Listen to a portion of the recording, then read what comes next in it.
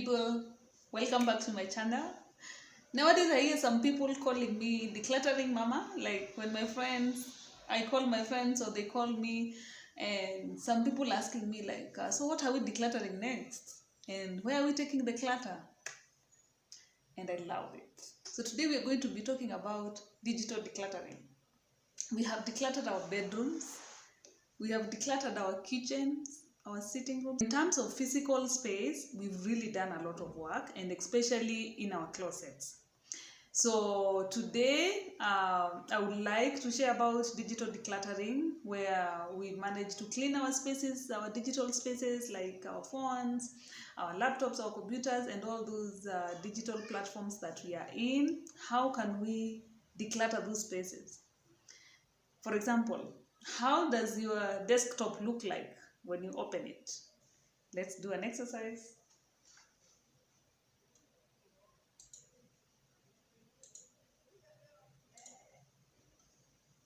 Let me bring you closer to the desktop so that you can see.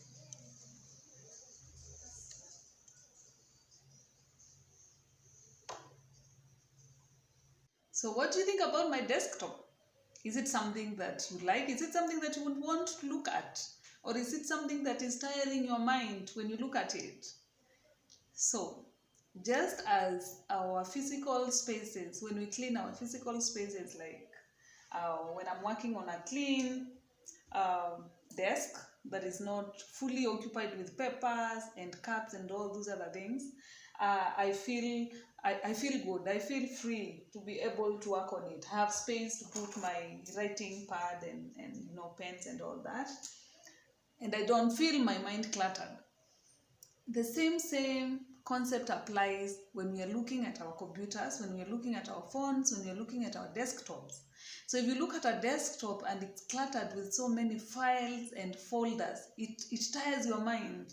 It tires your mind. And so for me to have my desktop like this, it has taken intentional exercise of deleting items that I don't need on my desktop, creating folders at the right places, not necessarily on the desktop, and deleting some apps that I'm not using. So what I'm saying is that you have really to be intentional when it comes to clearing clutter and also organizing your digital space. Just like your house, just like your kitchen and another space or your office needs to be arranged in a particular way, your digital space needs the same one. So just to share more about digital decluttering, it's sort of taking an audit of your digital space. How many apps do you have in your phone, for example? How many are you using and how many are you not using? Just the same way you plan that I'll be cleaning my house on Saturdays and just arranging and wiping the windows and every other space. I do this on Saturdays. How about planning that for our digital space, for our phones, for our laptops?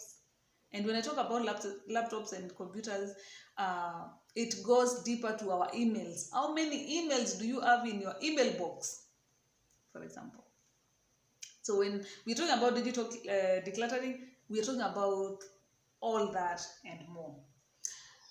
So what we'll do is, when we remove what we don't need in our desktops or in our phones, then we organize what has been left.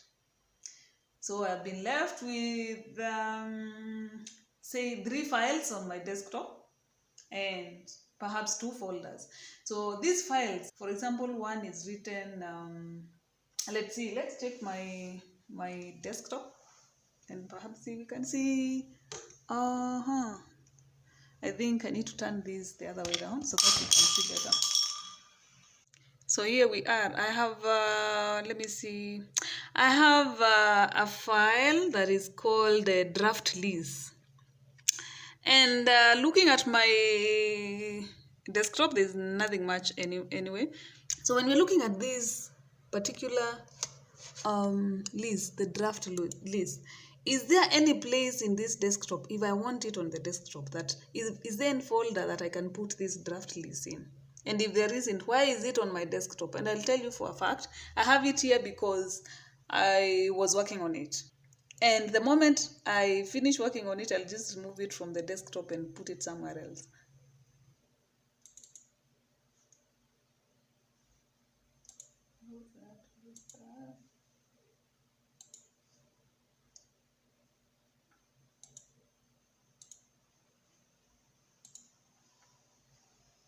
Here. I'll show you. I don't know whether it's visible. That's my Gmail account. Yeah. And you can see that the inbox, there's nothing. People, you're not sending me emails today. I've not received any email. There's nothing in my inbox, and it's very intentional that it stays like that. So I am always removing clutter on my email. And this did not just happen. It costed me for me to reach to this far. I got a notification that my Gmail account was full and that I needed to create more space, that I needed to buy more space. Can you imagine that I need to buy more space? Like, really? That money I can use to do something else, but not to buy space for my Gmail account. And I did not want to open another account. So I started looking out for ways to create more space for my Gmail. And I started deleting items. I went to my emails, old emails. See, I have over 9,000 emails currently. Yeah.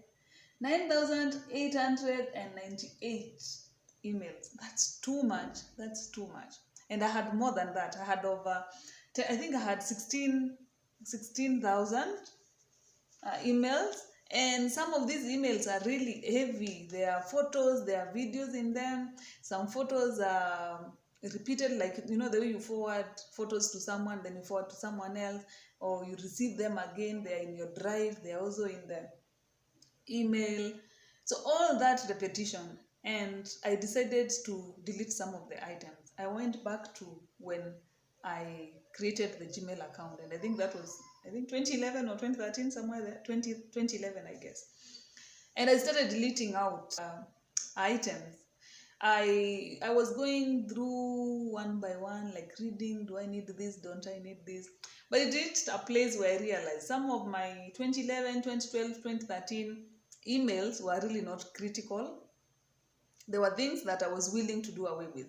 And so I did a bulk deleting, and I deleted so many emails.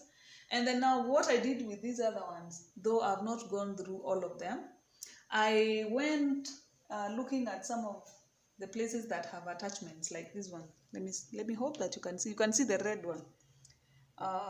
The red one, it could be a PDF, it could be a photo. It's a heavy document.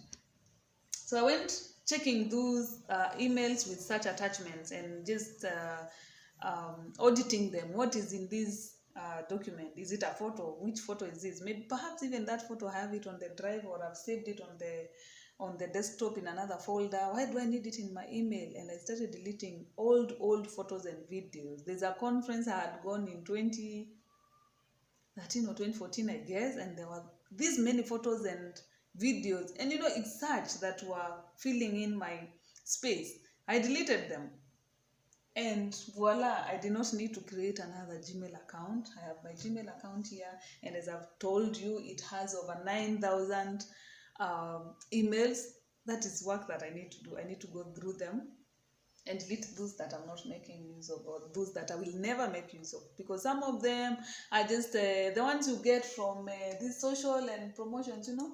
The social ones, the promotions ones are also there as well, and some of these things you just need to delete. What I usually do again with the social part of my Gmail account, once in a while I just delete them. Like now I think I have how many do I have? 133. There are more than that. I just come and look at them. And most of them are just notifications that you have a comment on YouTube, you have a comment on LinkedIn, you have a comment on Twitter. They're just notifications. I just come and delete them, remove them. The same with promotions. So those who have a Gmail account know that we have 3 sections: the primary, the social, and the promotions. And on the promotion side as well, I just usually come and just go through them because there are not many for me. I keep on deleting, just go through them or just select here and just select all and like go through them. What is that I need? I don't need anything here, and just delete. There you go. Still there are more. I don't need them. The promotions, I don't need these. Delete. Yeah, and that is done. That is done. Like, you create more space by deleting those things that come in that you don't need. Something else before I close this video, it's about subscriptions. Sometimes we find ourselves subscribing to so many newsletters, subscribing to other organizations that we don't even keep tabs with.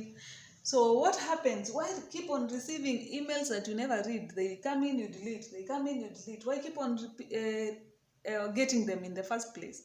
So if you can unsubscribe to those newsletters or organizations that you subscribed to, and maybe nowadays it's not responding to your needs, you do not need those emails, then that can help reduce clutter if you can manage to unsubscribe. And I'm looking for an email that I can show you on subscription, on unsubscribing. Just a moment. Oh, WordPress, okay. So there's this group that I joined it was a competition, it was a challenge, but I never kept the pace. I was slow, and so I just decided to get out of it. But I did not unsubscribe. So why keep my subscription to this and I'm no longer following it? So just come down here. So you go through the email and come down here. There is unsubscribe, update your profile, unsubscribe. And unsubscribe ready, yeah, confirm unsubscription. Yes, you have been unsubscribed. Thank you. So I will not be receiving emails from that particular organization, or newsletter. So what I love about digital decluttering is that since we are always with our phones and with our laptops and desktops, it's something we can continuously do. You can set aside time to do that, but I mean, every other day you have your phone, you can go through it. Which photos don't I need? They came through WhatsApp. Delete them. Although today we're not talking about the phone, we're talking about the desktop, but it's the same concept. So unsubscribe, delete those items that you don't need, and clean up your digital space. Now, after you do that, you need to organize your digital space. So we talked about 3 things: taking audit of the entire digital space, and then removing what we don't need, like we've just done. And then now we get organized. Let's organize our space. Let's organize our digital space. Let's have some order. And that's what we started with when we talked about our desktops, having less clutter. Having a clean desktop that gives you morale to work on it, rather than having a desktop that is fully occupied with things. And from there,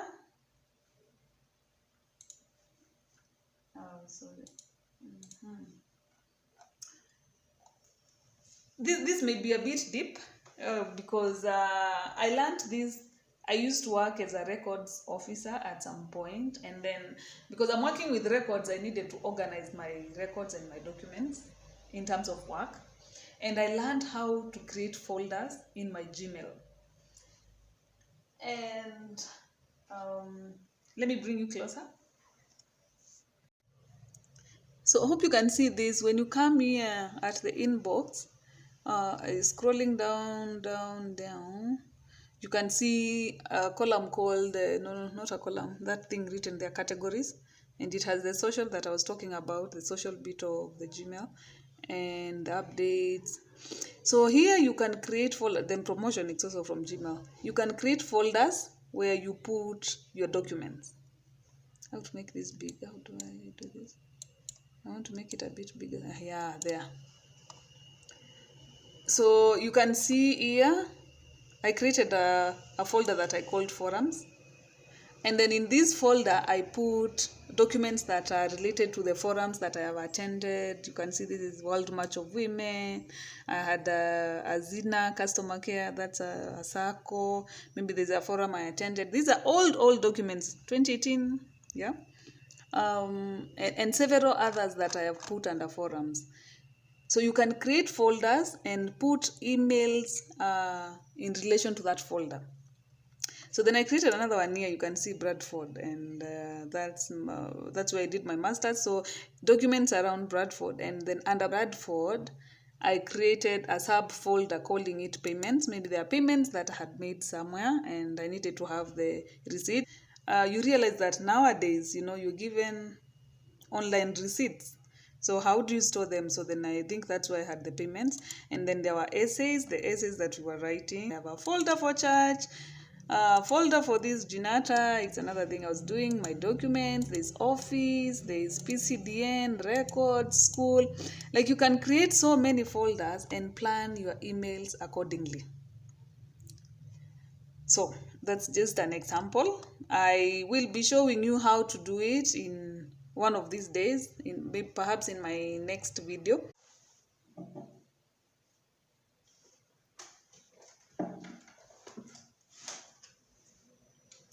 So that's it from me, your decluttering mama. I hope you enjoyed the video about decluttering our digital space. Just introducing it. I know I've been everywhere and everywhere, but I hope next time we can talk about decluttering our phones and see how we can better plan and organize the apps that we're making use on our phones, and do more about digital cluttering. There's a lot, and so hope you join next time. And again, I request you to kindly subscribe to my channel if you have not. Give me a thumbs up. There's a bell up there that you can just click on it so that it alerts you when I put up the videos. And until next time, it's a goodbye from me.